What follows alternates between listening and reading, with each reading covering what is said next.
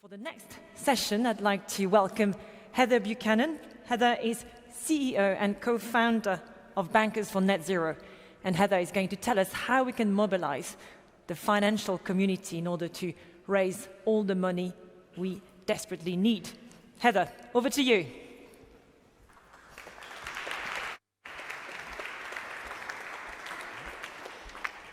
Right, thank you very much. Great to see everybody today. I've got a fantastic panel that we're going to start with today, and I'll introduce shortly. But as discussed, I'm Heather Buchanan, co-founder of Bankers for Net Zero.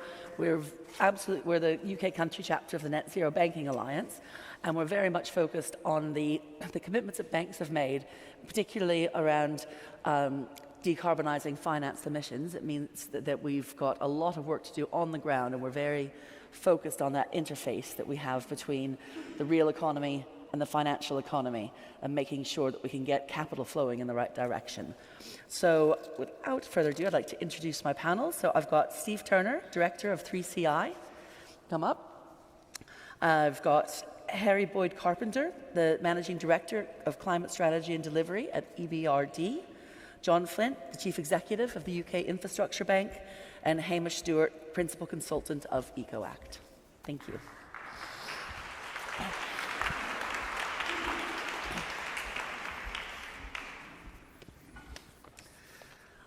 Amazing, thank you. So, as an introduction, I'd just like to go to the panel and give us, 4 or 5 minutes of kind of your role, your organization's role, and how you feel that the financial services, how we can get money kind of mobilized into the financial services sector into the real economy. Starting with me? Yes. Okay, so that's a nice easy question to start off with. Absolutely. Heather. So, I'm Steve Turner, I'm Director of 3CI. 3CI is the Cities Commission for Climate Investment, and it really is an alliance between local government across the whole of the UK. You'll hear some of our 3CI city leaders, I think, on the next panel. But what we're really focused on is bringing in development finance to support local government and cities in the UK to support the development of their projects such that they are investable grade. I think local government has a critical role to play in this space. We know that they curate, they manage, they operate a range of assets, be it housing, be it commercial estate, be it infrastructure, but also critically, of course, they have a major roles and responsibilities in statute to look after the citizens of this country as well as businesses. But there are 3 major challenges, Heather, if I may, in terms of addressing the challenge that local government face in achieving their net zero ambitions. The first really is of course, around finance itself, and critically, the access to private finance. We launched a report 18 months ago which set out the cost or opportunity of achieving net zero across the 12 largest cities in the UK is something in the order of 208 billion. Now that's never going to be funded through public sector grant or public finance. We've got to think of new innovative mechanisms for how we bring in private finance to support projects. We've just completed a detailed outline business case to Green Book standard, which we'll be launching tomorrow, actually, our regional investor event, which sets out a new approach, and there are a range of approaches, but a place-based approach that focuses on the roles of local government, but leveraging private finance to deliver net zero projects in places.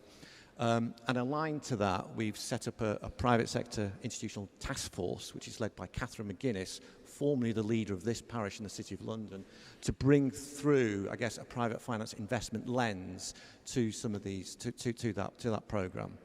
So that's the issue, I think, around innovative finance. I think that's the first challenge. How do you get private finance to flow into these local government projects? I think the second challenge from a local perspective is around scale. So typically a private investor in this square mile isn't going to really get out of bed for anything less than 30 million. And yet a local authority project is probably typically of the average of about 5 million. So we need to think, how do we aggregate scale, which is why we've established something called the National Net Zero Project Pipeline. We've now got over 1,000 projects from over 50 local authorities to an investment value of about 40-60 billion in one place. And that's really attractive from an investor community to be able to go to one place. But also we can start to develop a much more consistent approach across those local authorities that makes it easy to invest. And we're working with colleagues from John's UKIB institution to help develop that pipeline going further. And then the third challenge, if I may, really is around the skills and capacity within local government to bring these projects forward for investment. We know that there's been a hollowing out of local government, and when I used to work in it about 10 to 15 years ago, there was a challenge then. It's even more exacerbated now.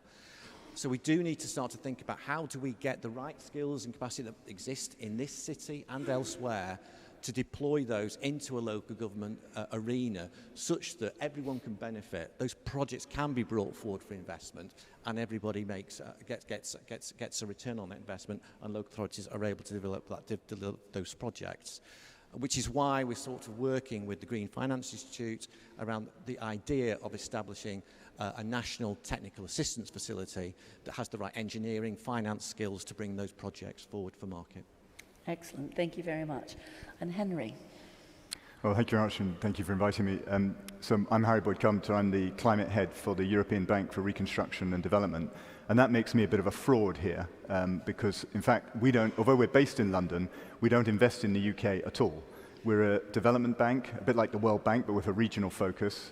We invest about 10 billion a year, 10 billion euros that is, across about 35 countries from Mongolia to Morocco. And within that, what we're really trying to do is we're trying to help those countries make a move to a more sustainable market-based economy. And as you heard just on the panel before, actually, was hosted by my colleague who runs our inclusion team, and that's our other big strategic priority. So it's inclusion and climate, plus an increasing focus on digital. How do we do that? Well, we try to combine two things, investment and policy advice, policy reform advice. And in particular, we try to put the two together. And to give you a sort of concrete example, we will go to a country like Uzbekistan, and we will get a message from the government that they are interested in a decarbonization pathway. We'll work with them on designing that pathway. We'll identify that renewables is a huge portion of that. We'll help them structure a renewables auction, and then we'll finance the projects.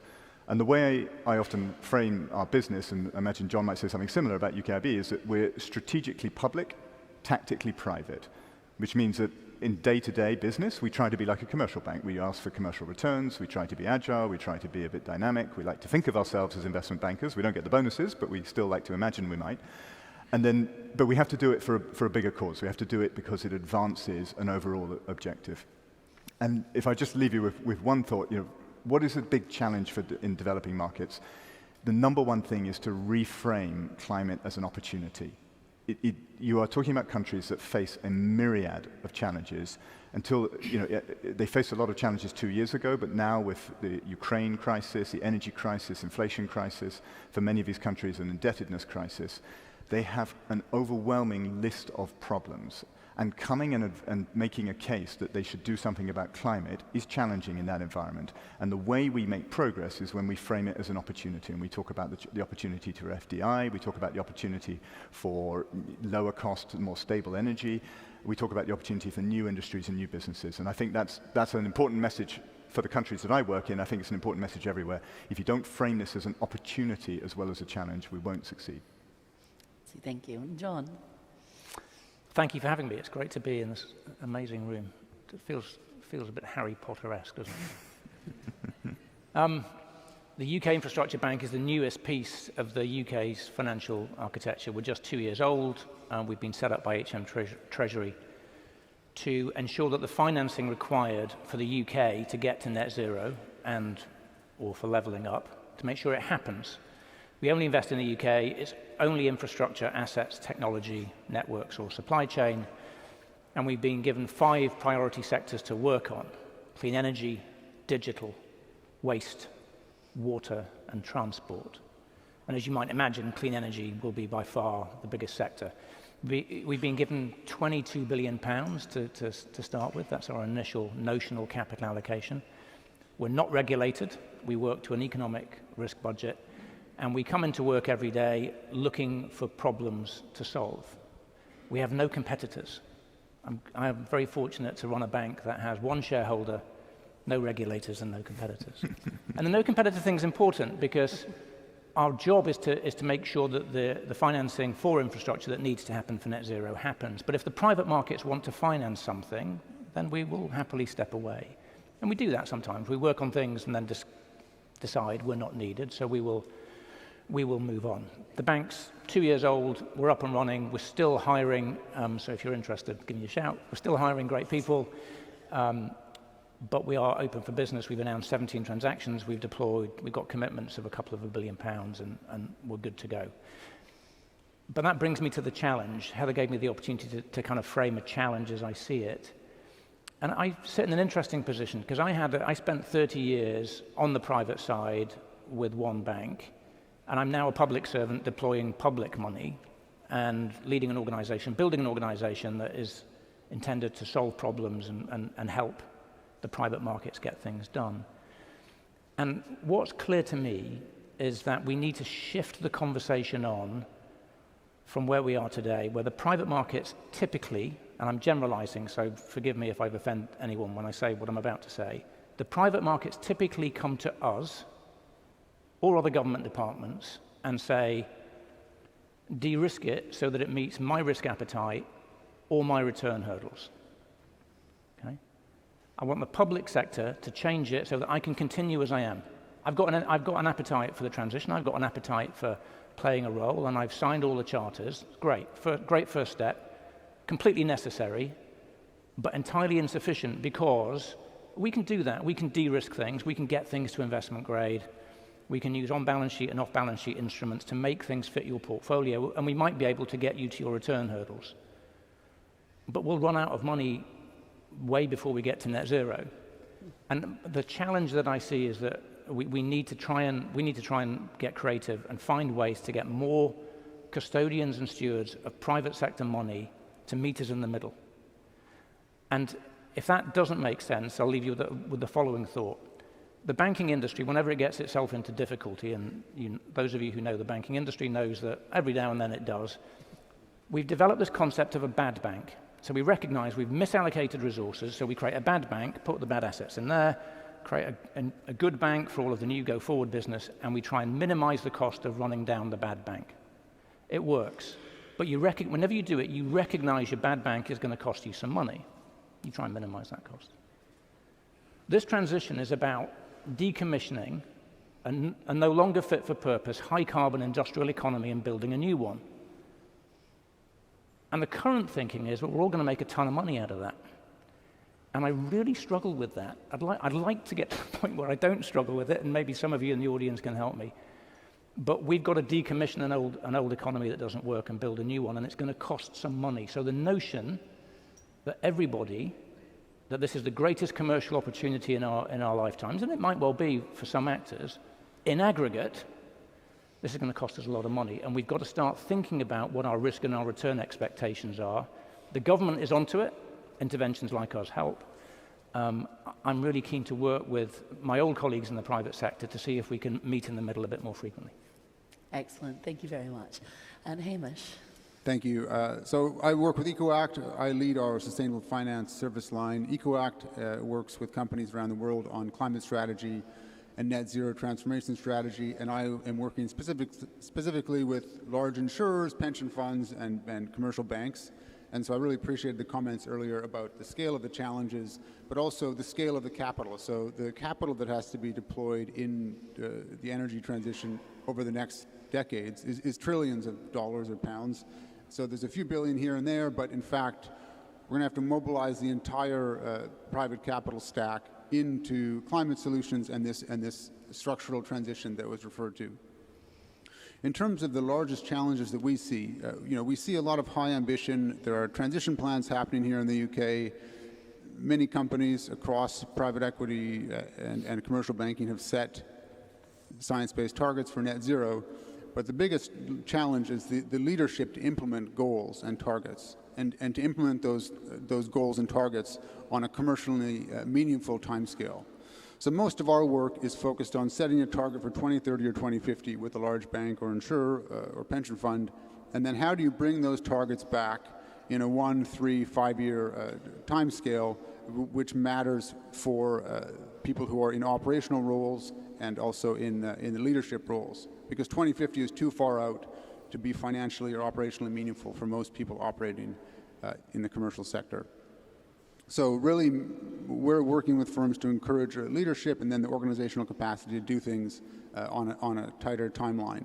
And I just wanted to comment on one area that I find very hopeful on the banking side is the banks that we work with who have net zero goals, and they're bringing those into the wholesale banking teams and some of the commercial credit teams' work to help their clients decarbonize. And so when you bring a climate target or a net zero lens into an annual credit review meeting with a company, those targets become very real. And so I think there are financial instruments on the lending side and on the insurance side that will trigger and accelerate the transition that we're all looking for. And I would just conclude by saying that what we've seen in California recently, where two very large insurers have withdrawn fire insurance coverage for commercial and residential property, that is a massive move. That's a wholesale exclusion of fire insurance in one of the world's largest and most profitable insurance markets. And when you get those types of moves happening, the commercial banks and the government lenders are going to have to respond to that. And so I think maybe we're at a tipping point where there's some ambitious leadership that is pulling companies through, and then there's the reality of climate impacts like we're seeing in Texas or Mexico this week that is pushing people to do more than they would otherwise be comfortable with and do more faster. Thanks. Thanks very much. So one of the things that always strikes me, particularly when I'm speaking with kind of industries outside the financial services sector, it's quite extraordinary the number of people say, oh, we've got all these great ideas, but there's no money out there, and we can't find it. And then, of course, you go to financial services sector, and there's lots of money, but how do we actually get there? And I think one of the interesting challenges, again, is that ultimately we're in a position where we're redefining risk and value in an economy, and with financial systems and services and processes that have built up over centuries, particularly with HSBC, John, at one point, I'm sure that kind of moving a ship that size is quite a thing. So I'd be interested to know just in terms of how do you deal with that kind of, I guess there's some of the short-term uncertainties in terms of being able to forecast your own risks, bearing in mind that we do have significant data gaps, and we are kind of moving into this brave new world. I'd be quite interested to get everybody's thoughts on that, and potentially what role government has to play also within helping de-risk that or accelerate that. Thanks. I think probably we don't represent the financial institutions, but we work with them. I think the message we're getting from them is that currently the projects, there's 1,000 projects in the pipeline, are data poor. So for them to sort of even consider investment, there's just simply not enough data there to understand when returns will be met and what level those returns are going to be over what time scale. And I think that, again, comes back to my point, really, in terms of perhaps the role that government and private sector can play, is how do you get all those skills and capabilities that certainly exist in the private sector into local government to move those projects forward? Because there's a win, really is a win for institutional investors to see returns on those projects, but someone's got to take a bit of a risk, really, to start to put some of that capacity and skills into these projects to move them forward for investment. But at the minute, I think the feedback from our private sector task force is, give us some more data. We need to understand where the revenue flows are going to be. And it comes back to sort of something our chair, Greg Clark, says quite often is we need to be thinking about the importance of place and the logic of capital. The two don't always quite mix, but we need to bring them more close together. Thank you. John, I'd actually love to hear your thoughts on that as well as... Yeah, sure, thanks. So I think, data's always important, and I think through my entire career, we've always never had enough data or the right data or in the right format. It would be a great shame if we let data become the reason we don't keep making progress, though. We know what we need to do. We need to get on with it. And I think, it gives me the opportunity to kind of illustrate the question that I think boards now of the major financial institutions should be wrestling with. The question that they should all be debating is, okay, what do we need to give up, or what are we prepared to let go of if we're going to really play a role here? Because if you take how we've done things for the last X years and say, well, that's how we must continue to do things, the transition will not happen with the deadlines we've set ourselves. We're going to have to take a little bit more risk, and that risk might include committing capital in the absence of perfect data. Now we'll get the data, it'll come. But if we say, well, we can't possibly do anything until we've got the data, until it's perfect, it's going to be too late. We're behind. Everyone knows that. And we really do know what we need to do. So that question, boards have made that first step to say, we're committed, we've signed the charters, we've gone public and said, we're in this game. Great, as I said, necessary, not sufficient. The next stage, get back into that boardroom or the risk committee and say, okay, what are we prepared to give up? Now, I know that runs slightly counter to some of the narrative around this is the greatest commercial opportunity, we're all going to make a fortune, but I tie this back to my earlier conversation. We've got to decommission the existing industrial infrastructure in all the developed economies and build a new one. It's not going to happen for free. The capital's there. The capital's not moving quickly enough at the moment because the custodians of that capital are saying, you've got to do it on my risk terms, my old risk terms, my existing risk terms, or my new return hurdles. And that's why I think we have to encourage people to think about what are we prepared to give up. And the sanctity of perfect data might be just one of the things on the list for certain things. I think on the risk management side, it's helpful to remember Mike Tyson. He said, everyone has a plan until someone punches you in the face. And we work with risk managers and also data teams on climate strategy. And the fact of the matter is that the climate impacts we're dealing with are nonlinear, and they're going to get significantly worse. And so you can have your risk parameter, to your point, as a lender or as an insurer, and what is happening in the fire and flooding events are going to change your risk management and metrics. And we're seeing that. That is why insurers are withdrawing insurance provision, because they're no longer comfortable with the historical time series data on which they price their insurance products. So change is coming, and I think if one would like to deny that disruptive change is hard to manage, I mean, look at what happened in Ukraine and is happening with the price spikes. And so those are the types of disruptive changes that on the corporate side and the corporate lending side, people need to be prepared for in the context of increasingly extreme weather events. Thanks. Absolutely. And maybe, the question you're fundamentally posing is how do you, find it? Well, you've got a lot of capital. There's no shortage of capital in the world, and you've got at least in theory, a huge investment need. I mean, depending exactly who you believe, in the developing markets, excluding China, it's about 2.4 trillion a year.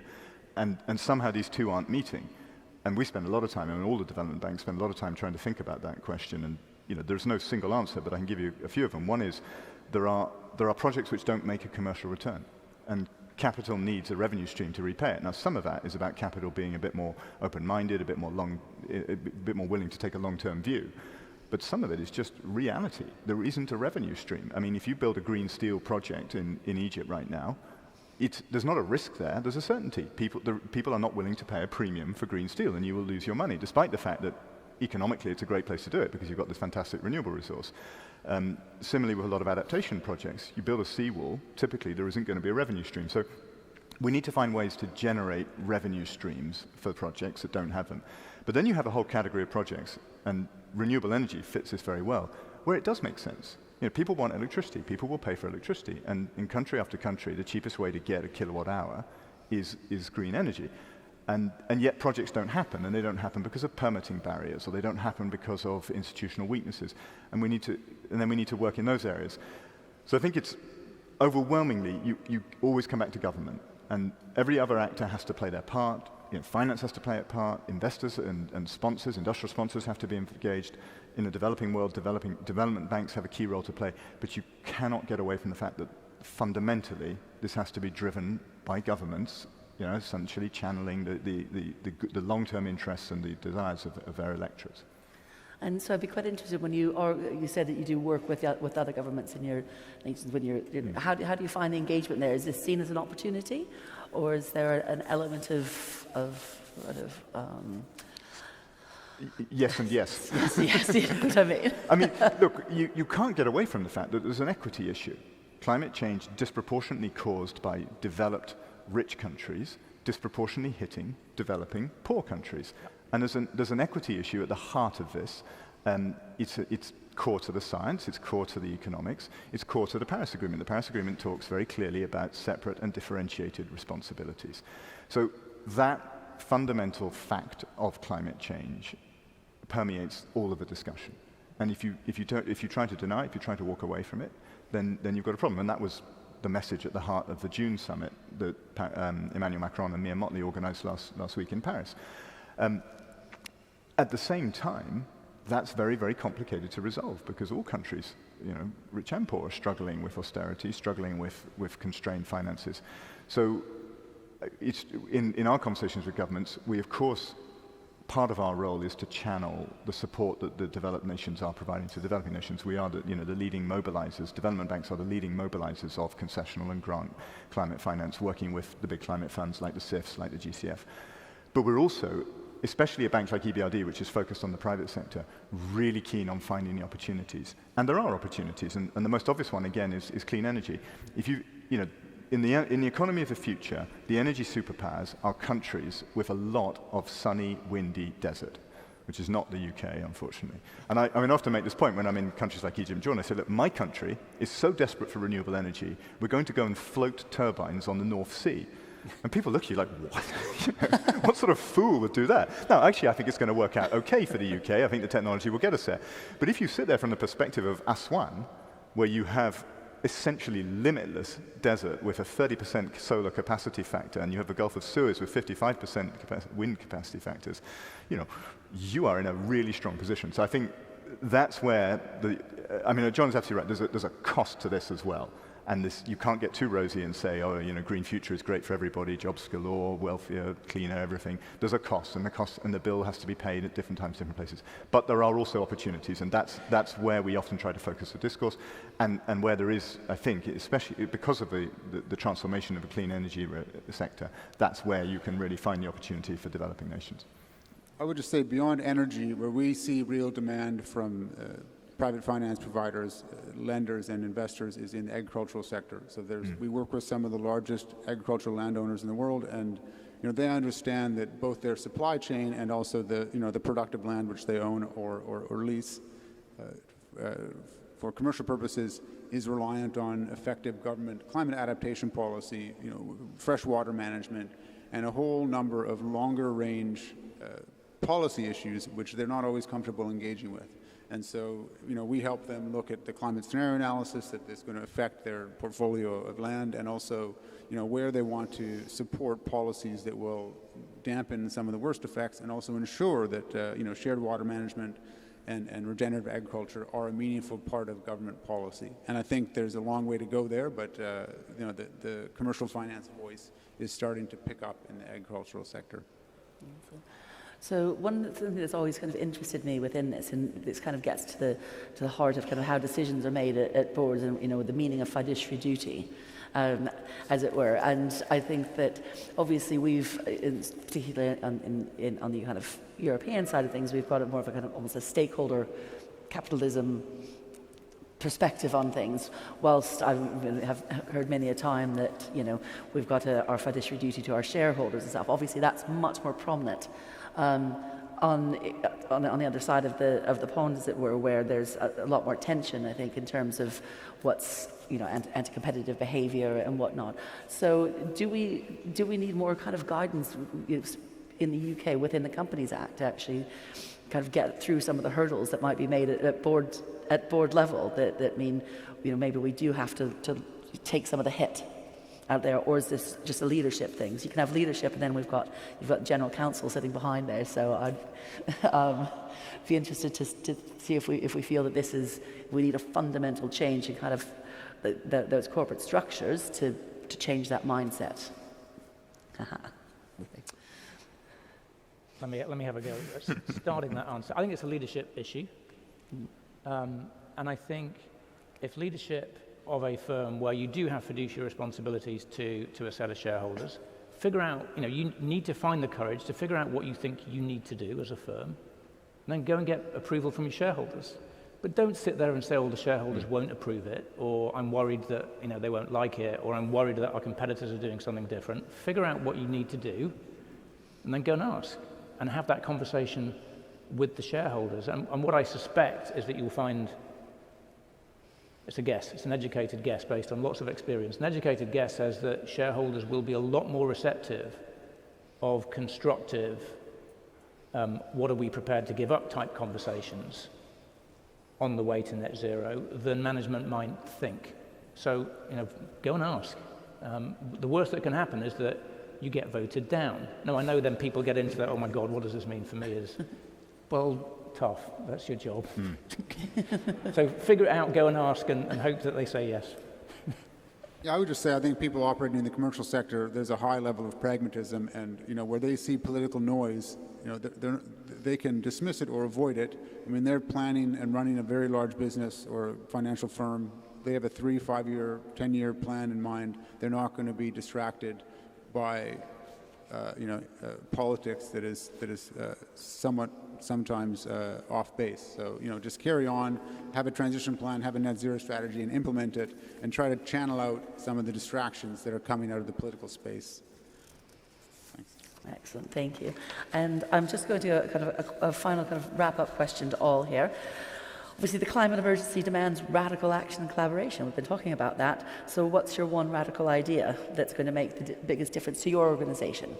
I don't think we necessarily need radical ideas, actually, if I'm really honest. I think we've obviously got a catastrophic market failure here. I think we've all recognised, this panel and previous panels will say it, that there's plenty of capital in the market. What there's a lack of is of investable projects. And that's where the market failure is. It's really interesting. I mean, those who kind of familiarise themselves with institutional banking institutions across Europe, the European Investment Bank set up the ELENA facility, which enabled cities and local authorities across Europe to access that technical assistance to bring projects forward for investment. So it's not radical, but I would argue in the UK we need something pretty similar to be able to move these projects forward for investment that allows private investors to make a return on investment, for communities to benefit, and for the jobs and growth opportunity dividend to be realised. Thank you. I think I'd pick up on what Steve said. And firstly, I'd have a ban on radical ideas. I think we need to stop this idea that somehow there's some secret solution just hiding away, and if we can all carry on as normal because don't worry, we're about to find this secret solution. No, we will defeat this challenge, or hope we will, through the aggregate of millions of small incremental steps, all of which we know what to do. But if you had to pick one idea, going back to what Steve said, it's a market failure. Carbon price. Carbon price works. Correct. The market has failed. Fix the market. The private sector will deliver. Great. I'm going to keep building on that because I think, and give it a purely UK lens, we're really fortunate here that we sit in a country where climate change isn't a political issue. Right? The Labour Party would like to do things quicker than the current government would. That's the debate. We talk about the IRA in the US, etc. It's a political issue there. It's a very different backdrop. And we've got a net zero strategy, which is really clear and compelling. And there's lots of noise in the media around the fact we don't have an industrial policy, but we've got a net zero strategy. And if you look at that, you can start to wonder whether or not the country's got the resources it needs to do that, let alone anything beyond it. So we know what we need to do. And we've got the world's financial capital. We're sitting in the middle of it. We've got everything that we need. We just need to find the courage and the discipline to get on with it. My question still that I want to leave people with is, particularly if you're stewards of private capital, what are you going to shift on? What are you going to compromise on? What are you going to give up to help accelerate the flow of private capital alongside the work that we'll do on the public sector? But recognizing, particularly here, that the public sector balance sheet has got very real and finite constraints. Good, thank you. And for us, our message to our clients in the finance sector is just empower the team that is tasked with implementing your climate goal, your energy transition plan, empower them to deploy capital and have enough intellectual and technical capacity to move money, because to all the points made, there's plenty of money around. If you want to deploy it into project finance or other things, SMEs, you need a team to deploy the capital and monitor it, and that requires people to be empowered to do that. So empower the teams that have the net zero goal to move some money in the right direction. Thanks. Well, thank you very much to our entire panel today.